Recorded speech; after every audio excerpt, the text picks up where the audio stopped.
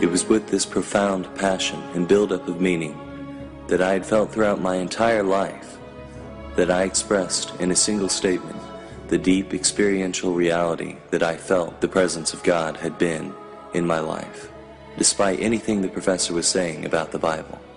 Even if the entire Bible were a myth, it doesn't change the fact that I have communicated with the mind behind this existence, and I call that entity God. If I have come to know him through an illusion, then it was for the greater good, because he used that illusion to bring me to him, regardless of the illusion's intended purpose, if a hidden purpose was intended by human creators.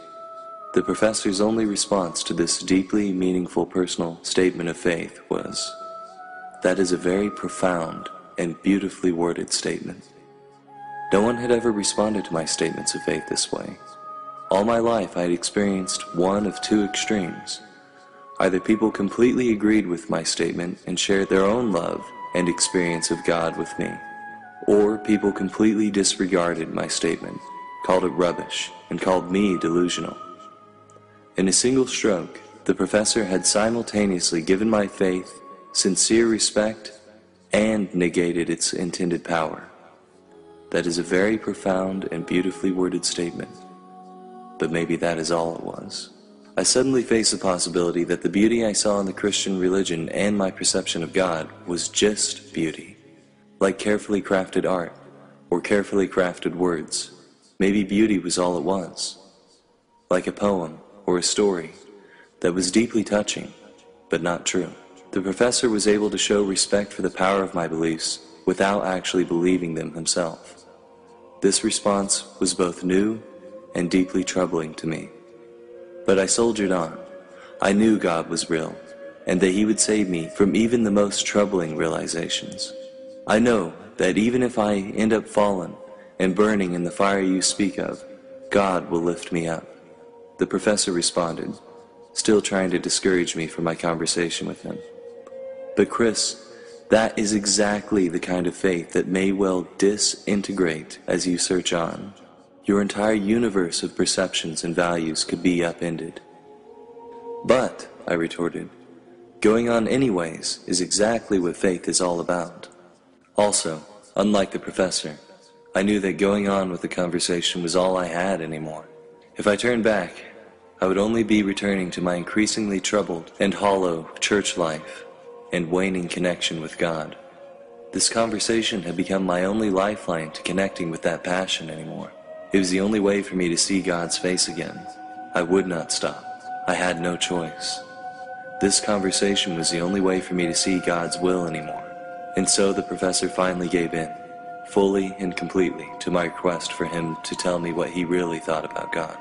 I stood strongly, certain that God would rescue me somehow, certain that God would show me something the professor hadn't already seen. For 4 intense days, I wrestled with his beliefs. I tried to find holes in his arguments and his experience. I tried to tell him things about God he'd never heard before, but I was failing. Nothing I said seemed convincing to him. For every one hole I tried to reveal in his logic, he revealed 5 new holes in mine. What was most disconcerting to me was that my original statements of faith had seemed to have no effect on his beliefs. The Holy Spirit did not seem to be reaching the professor through me, despite his open-mindedness and honesty. This was further troubling evidence to me that maybe my Holy Spirit experience had been hollow and imagined. While this gave me pause for a moment, I ignored the observation and battled on, certain that my faith would save me. I told him that I was trying to wrestle through 65 years of experience to find holes, and that it was extremely difficult. He told me that what I was trying to do was counterproductive.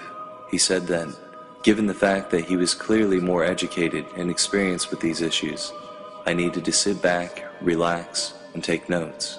I had to fully understand him before I could really think I had any grounds for dissecting his beliefs. I agreed with him. So I sat back, relaxed, and listened fully and intently to what the professor had to say before trying to rebut him. So he began. The concept of God is intricate and profound. If it were real, it would have drastic implications for the world we live in. But in all of academia, through all disciplines, we have found no reason to believe that it is anything more than a concept. Given what we know, God is just a concept. The professor's words echoed the sentiment of the philosopher Jean Baudrillard, whose work I had briefly encountered a few months before. Baudrillard defines the term simulacrum as something that is only an image of something either real or imagined, but that is interacted with as if it really is what it represents. This interaction can be referred to as a simulation of what a real interaction with the real thing would be like. So for example, if someone wears a pendant and believes it is lucky, the physical pendant has become a simulacrum of a magical pendant. To the wearer, it represents the idea of a magical pendant and is treated directly as if it were magical. When a person believes that the pendant brings them luck, they are simulating the experience that the pendant actually is magical. The physical pendant itself can be completely mundane and have no magical properties whatsoever. But to the wearer, who is simulating a magical experience in their mind, otherwise mundane but fortunate events are perceived as expressions of the pendant's power. One can think similarly about idols that are prayed to as if they are direct representations of gods, or pictures, possessions, or internal images of deceased loved ones that are spoken to as if they contain that person's consciousness. According to Baudrillard and the professor, God himself, as experienced by the religious, was probably just another simulacrum, an image, representing the concept of a supreme supernatural being. Religious followers simulated an experience of this supreme being in their own mind, by the way that they interpreted otherwise natural events, but this experience most likely involved no actual supreme being interacting with them at all. So when I experienced profound emotions due to what I perceived as the Holy Spirit, I was, according to Baudrillard, just simulating, subconsciously, in my own mind, what I would feel like if the Holy Spirit actually existed and was reaching out to me. I experienced real emotions, but they were in response to a simulated experience. It felt real because my mind made it feel real. Our brains, apparently, are profoundly adept at creating simulations for our consciousness to experience. As far as I can tell, based on the literature, the professor continued, the primary psychological function of the concept of a personal God is to give the believer a surrogate parent. Some minds are able to become independent of parental figures. Others cannot, or fall into self-destructive behavior without them. Minds in this category rely on religion. The God concept is useful for motivating and pacifying others, but it is not a reality that someone like you or I should accept for ourselves.